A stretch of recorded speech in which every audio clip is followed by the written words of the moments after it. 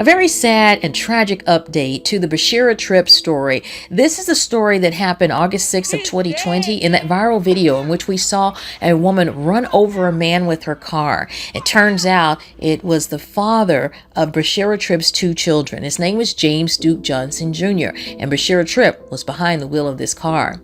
She ran over Johnson, and this all began, family members say, a few days earlier when Johnson attacked Tripp. They said they had a volatile relationship and they often were violent with each other. In this particular incident, Johnson punched her in the mouth, broke her two front teeth, and gave her a black eye. A few days after, Tripp went to pick up Johnson in her vehicle, and the goal was for him to ride with her to the dentist's office to have her teeth repaired. But instead, when Johnson got in the car, he became very angry. He said that Tripp was selfish and that he wanted to be taken home and he did not want to go to the dentist with her. That in turn upset her greatly. She made him get out of her car and threw his things out of the car, and then realized that she had thrown her cell phone out. When she returned in a fit of rage, she ran over Johnson, who is the father of her two children.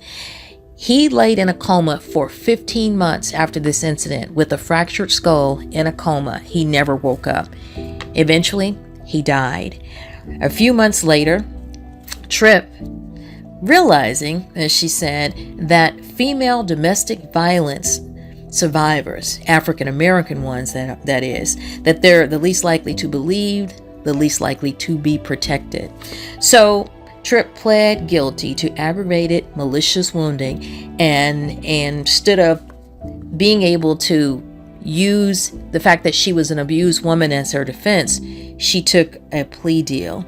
And in turn, this woman received 18 years in prison.